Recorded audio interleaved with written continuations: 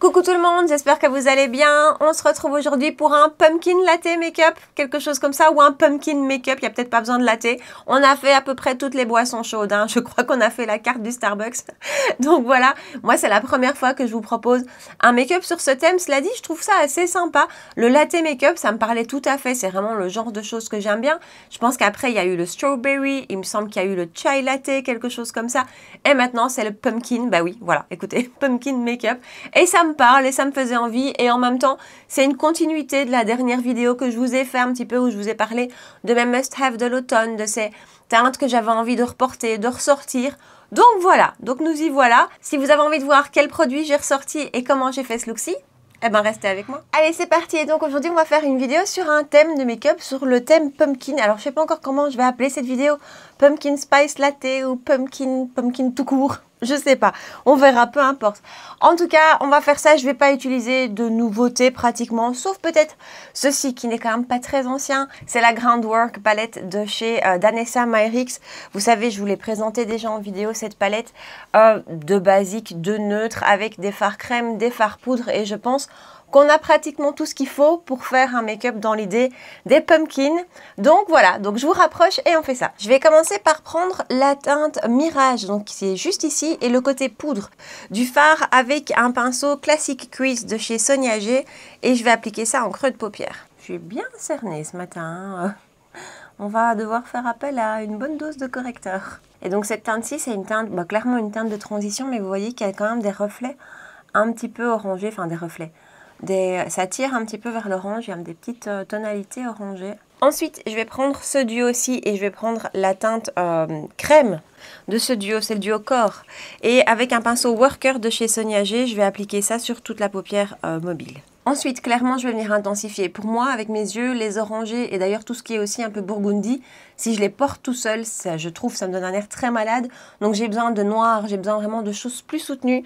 Donc je vais prendre Bark qui est juste ici, le marronné foncé, et je vais prendre la teinte, la matière poudre, pardon, et avec un Worker Pro, toujours de chez Sonia, je vais appliquer ça en coin externe. Et ensuite, je vais prendre le noir de la palette avec un pinceau mini booster. Et lui, je vais vraiment l'appliquer en coin externe, extrême externe. Et honnêtement, j'en resterai bien là. Enfin, on va faire un rat cils, je vais mettre un crayon en muqueuse, tout ça pour vraiment intensifier. Mais j'en resterai bien là. Vous savez bien, moi j'aime bien le tout mat. Donc c'est une option. Mais on peut aussi venir rajouter un petit peu de paillettes, un petit peu de lumière. Et là, j'ai ressorti, je crois que je vous l'ai jamais montré en vidéo, Lisa Eldridge, donc les fards liquides de chez Lisa Eldridge, la teinte Lorraine, qui est une teinte clairement orangée. Voilà à quoi elle ressemble. Et donc voilà, on va appliquer un petit peu de ceci aussi. Donc j'en ai mis sur ma main, je prends un pinceau de chez Reefer, c'est le numéro 21. Et je prélève au pinceau. Si je fais ça, c'est pour avoir le côté plus scintillant quand vous appliquez, pardon, j'ai du mal, c'est le matin, ce genre de fard au pinceau en prenant pas trop de matière et en l'étirant, on repère plus les petites paillettes. Ça a plus cet effet-là. Si je l'appliquais vraiment avec l'applicateur ou avec le doigt sur la paupière, j'aurai un effet plus métallisé. Et voilà pour la première partie avec les yeux. Je fais un rat cils comme d'habitude sans vous, et puis on passe au teint. Et là vous allez voir, j'ai ressorti des chouettes choses pour ce thème-ci. Donc voilà, à tout de suite. Et voilà, je vous ai éloigné parce qu'on va pas appliquer de nouveautés, je vous l'ai dit pour le teint. Donc pour les yeux, pour terminer les yeux, j'ai mis en muqueuse supérieure un gel tattoo liner de chez Maybelline en teinte noire, c'est Deep Onyx je pense. En rat cils supérieur, Cocoa de chez Victoria Beckham. Il arrive en bout de course et ça reste mon crayon marronné favori. Je crois que c'est mon préféré de tous les Beckham. Donc on continue avec le teint. Comme d'habitude, je commence toujours par mettre ce produit-ci de chez ELF, qui est la All Control Liquid Lotion. Et je pense que je vous l'ai dit récemment, hein, mais elle ne se trouve plus, malheureusement. Alors, je ne sais pas si elle reviendra. Je commence à avoir des doutes. Donc bref, voilà. C'est un produit qui fait vraiment la différence sur mes brillances pour moi. Ensuite, le stick pour le contour des yeux de chez Tula que j'applique sur le contour des yeux. Ensuite, la base de chez Dior, la Dior Velvet Veil. Et pour le fond de teint, j'ai ressorti celui de chez Hourglass, le Ambient Soft Glow Foundation. Vous savez à quel point j'ai adoré ce fond de teint. Ici, c'est la teinte 4.5. C'est ma teinte d'hiver, hein, qui, voilà, parce que j'ai une teinte d'été. Ça, c'est vraiment ma teinte d'hiver qui me convient particulièrement bien. Et voilà, je l'ai redécouvert ces jours-ci, entre guillemets redécouvert. Et ça reste un fond de teint que j'adore. J'ai ressorti, je vous l'ai dit, beaucoup de fonds de teint de mes tiroirs. Et il y en a beaucoup en plus qui sont très clairs. Je me rends compte qu'avant, j'avais vraiment tendance à acheter des fonds de teint très clairs. Celui-ci, il est juste parfait d'un point de vue teinte.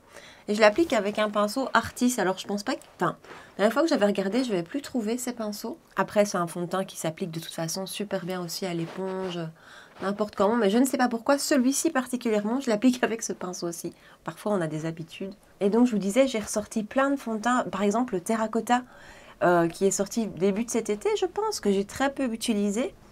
Voilà, donc de belles redécouvertes. Et celui-ci, ça reste un fond de teint qui ne me déçoit pas, qui a une bonne tenue, qui a un super beau, je trouve, rendu sur la peau. Par contre, il faut faire quelque chose pour les cernes, hein, parce que... Oh là là, je suis pas sûre que c'est dans le thème pumpkin. Donc un peu de correcteur de chez Givenchy. Je le mets vraiment tous les jours, ce correcteur. Je dois dire qu'aujourd'hui, c'est particulièrement marqué. Et j'étire ça avec un pinceau de chez Sephora. Et ça va déjà faire une petite correction. Alors ouais, pour le moment, enfin franchement, aujourd'hui, je suis fort cernée. Le problème, c'est que c'est... Enfin, le problème, c'est pas un problème. Mais comme ces derniers temps, je suis pas fort fan des anti-cernes trop couvrants, avec des textures trop hautes couvrance. Voilà, j'ai clairement besoin d'un correcteur, et encore que c'est pas suffisant. Hein. Mais ça va quand même déjà faire un petit peu le job. Avant de passer à mon anti-cerne, je vais mettre mon mascara. C'est celui de chez KVD, dont je vous ai parlé il y a pas longtemps, le Full Sleeve. C'est pas mon favori. Mais je l'aime quand même bien, donc je l'utilise aussi par intermittence avec celui de chez Anastasia Beverly Hills que j'adore. Mais donc aujourd'hui, ce sera celui-ci. Et voilà pour 2 couches de mascara. En fait, ce que je lui reproche à ce mascara, c'est que la texture est un petit peu trop humide et donc il a tendance à faire ce petit côté pâte d'araignée dont moi, je suis pas fan, mais je me dis que peut-être qu'il va un petit peu sécher et que ça me plaira davantage. Anti-cerne, il est où? Il est devant moi. Tower 28, ok, ça c'est pas... Bon, en même temps, le but n'était pas de sortir que des vieilles choses, hein. C'était juste de sortir les produits qui, pour moi, me faisaient penser à ce type de make-up qu'on commence à voir passer un petit peu partout. Et alors, en plus, pour être tout à fait honnête avec vous, je vais les tirer avec mon éponge. C'est mon chéri, il y a quelques semaines, qui m'a dit, on était en vacances, et il me dit, mais tiens, pourquoi tu ferais pas un make-up pumpkin? Parce qu'en fait, aux États-Unis, on commençait déjà à voir tous les cafés pumpkin latte et tout ça. Je vais lui dire, mais ouais, c'est franchement une bonne idée à la période d'Halloween, ça pourrait être chouette. Et puis voilà, en fait, finalement, la trend est arrivée, comme toutes les trends de boissons. Hein, j'ai envie de vous dire, il y a eu le latte, il y a eu le chai. Enfin voilà, il y a un peu de tout. Je ne sais pas ce que ce sera le prochain. Mais je me suis dit, pourquoi pas. Et puis... ça change aussi, je vous fais rarement, voire jamais, des vidéos comme ça sur plutôt un thème de make-up. Donc ça change un petit peu. Et donc l'idée, c'était juste de retrouver ce qui, moi, me faisait penser à ce thème-ci. Et en plus, c'est un thème qui me parle bien. Le latte me parlait beaucoup aussi. Hein. Je ne vous ai pas fait de vidéo là-dessus, mais c'était un look que j'aimais beaucoup. Et je poudre, c'est ma poudre Huda Beauty Cherry Blossom Cake qui est sur ma houppette. Je poudre directement. Je vous disais dans une de mes dernières vidéos que... les 3 anti-cernes que j'ai découvert récemment, enfin que j'ai découvert, oui, dont je vous ai parlé récemment, le Gucci, celui-ci, le Tower 28 et le Make Up Forever, j'ai eu un blanc, voilà, que je les aime tous les 3 et je vous avais dit, celui que j'aime le moins, c'est peut-être le Tower 28. Je sais pas en fait, parce que là, ça fait 3-4 jours que je l'utilise, que je l'ai réutilisé, et il est canon aussi. Donc honnêtement, ces 3 anti-cernes, c'est des...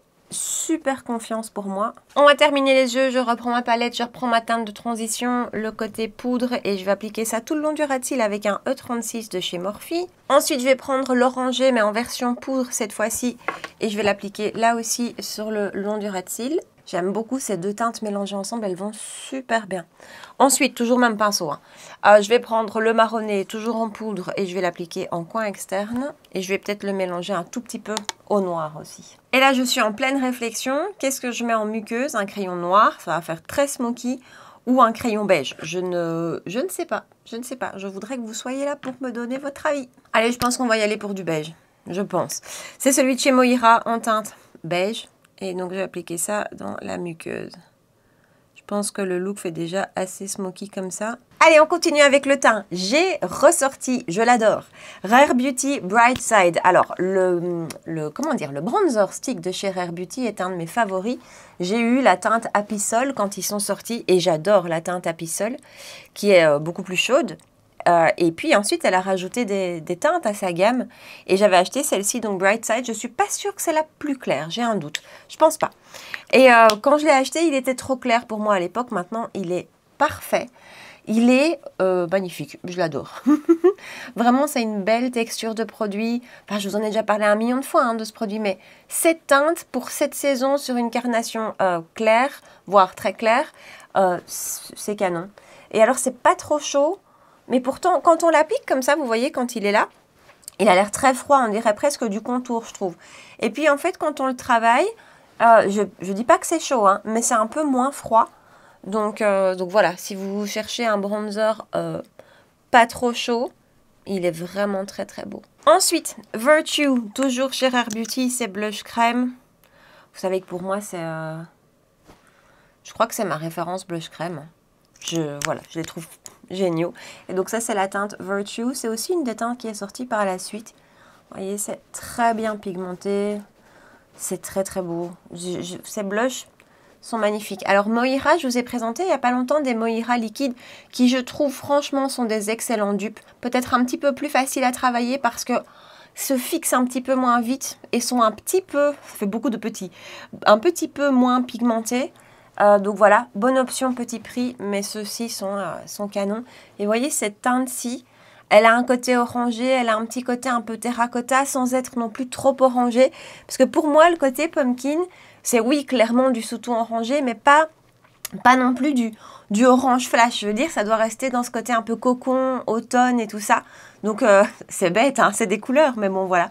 Donc, voilà la teinte. Ensuite, je vais poudrer mon teint avec, je ne dois plus vous le dire, c'est la poudre de chez Huda, mais cette fois-ci, la teinte Cupcake. Bronzer de chez Victoria Beckham, la teinte numéro 2. Je vais aller franchement dans la teinte plutôt claire, parce que je l'ai réessayé ces derniers jours et en fait, il est bien pigmenté quand même ce bronzer. Donc je prends la teinte la plus claire et c'est mon pinceau Worker Fan de chez Sonia G, toujours. Je n'utilise plus que des pinceaux de chez Sonia G, j'ai rangé tous mes autres pinceaux que je dois encore d'ailleurs trier, mais... voilà. Et donc, ce bronzer canon, il s'applique en plus... Enfin, il correspond parfaitement à ce pinceau. Je ne sais pas comment vous expliquer. Ça se travaille tout de suite. Et voilà, ce que j'adore avec lui, c'est qu'il est chaud, ce bronzer. Mais de nouveau, pas trop. Pour moi, c'est bizarre, mais c'est pas non plus un bronzer d'été. Mais je trouve qu'avec le thème d'aujourd'hui, il colle parfaitement. Mais vous voyez, je vais juste dans la teinte la plus claire. Et non, il est bien pigmenté, J'avais dans le souvenir qu'il n'était pas tant que ça. Vous voyez, mon corps est redevenu très blanc. J'ai surtout plus d'autobronzant. Ce qui est génial avec ce pinceau, c'est qu'avec sa forme, voilà, on peut juste balayer un petit peu. Je vais mettre un peu d'highlighter. Oui, une fois n'est pas coutume, on bouleverse nos habitudes dans cette vidéo. Celui de chez Rare Beauty en teinte Exhilarate, c'est donc la version dorée que j'applique avec un pinceau Mesa Huda cette fois-ci. Voilà, vous voyez, je vous dis juste avant que j'utilise plus que Sonia. Pour l'highlighter, en fait, j'en mets tellement peu que voilà. J'ai toujours gardé ce pinceau aussi. Je vous assure, je ne mets pas d'highlighter, vous le savez. Mais vraiment, dans mon quotidien, j'en mets pas. C'était parmi mes highlighters favoris. Et vous voyez, quand je le vois là, je trouve que c'est un peu too much, quoi. Et donc, on passe au blush. Et là, je vous ai montré dans ma dernière vidéo, ma vidéo un peu must-have de l'automne, le Lovejoy de chez MAC. Alors ça, c'est vraiment un de mes plus anciens blushs, honnêtement. Et je le prends avec un pinceau Soft Cheek, toujours de chez Sonia G. Et je vais l'appliquer comme ça. Et alors, ce blush, il est, voilà, il est parfait, je trouve. Il a un côté terracotta. Il a des touches d'orange quand même. Il est lumineux. Alors, c'est malin, j'ai mis de l'highlighter en plus. Je vais briller de mille feux aujourd'hui. Mais ça, c'est une vraie belle redécouverte. Et voilà, je ne sais pas si vous avez cette teinte Lovejoy. Mais je me souviens que j'avais hésité à l'acheter quand j'étais en boutique. Je me vois encore, j'avais hésité à l'acheter parce que, vous voyez, c'est quand même vachement soutenu. Et en fait, je l'adore. Alors bon, moi, j'insiste très fort sur les blushs. J'ai toujours beaucoup de blushs, j'adore ça. Ça s'estompe quand même toujours très fort, les blushs aussi. On va terminer avec les lèvres. D'abord, je fais un contour avec un crayon 420 de chez Kiko. Et ensuite, j'ai appliqué un rouge à lèvres liquide de chez KVD Beauty, la teinte, attendez, ça va venir, Quicksand Rose. Je vous l'ai montré là aussi dans mes must-have de l'automne. Finalement, c'est deux vidéos qui font sens, qui se suivent. Et donc, je vais l'appliquer rapidement. Et voilà le rendu. Et je me demande si je vais pas venir rajouter une touche de ceci. Fenty Cream. Et attendez, c'est la teinte. Alors, je l'ai très peu utilisée cette teinte-là. C'est la teinte Honey Waffles. Attendez. Vous voyez cette teinte comme ça? On va essayer. Bah écoutez, je pense que c'est pas mal et je pense que ça fait, finalement, non, ça va bien. C'est la petite touche qui fait rappel encore plus avec les yeux. Donc voilà, nous voilà. Qu'est-ce que ça glow? Pardon, excusez-moi. Mais qu'est-ce que ça glow? J'ai plus l'habitude d'avoir de l'highlighter. En plus, ici, avec le blush lumineux, la totale. Voilà, donc nous voilà au bout de cette vidéo thématique sur pumpkin, sur un pumpkin latte ou un pumpkin spice makeup, je sais pas encore très bien. Vidéo d'automne, quoi, clairement. Partagez-moi dans les commentaires. Dites-moi si ce look vous plaît, si cette tendance, d'abord si cette tendance autour des boissons, autour des boissons vous plaît, si ce look-ci vous plaît. Donc voilà, je vous attends ici en bas dans les commentaires. Comme d'habitude, si vous avez passé un bon moment avec moi, si la vidéo vous a plu, si c'était sympa, si ça vous a changé les idées, n'hésitez pas à me rejoindre sur Instagram pour qu'on puisse discuter ensemble, à laisser un commentaire sous la vidéo comme je vous ai dit, à la liker aussi et puis à vous abonner si vous ne l'avez pas encore fait. On se retrouve 2 fois par semaine pour des vidéos make-up tous les mercredis 19h et tous les dimanches matin à 9h. Voilà. En attendant, prenez bien soin de vous et je vous dis à très bientôt. Ciao!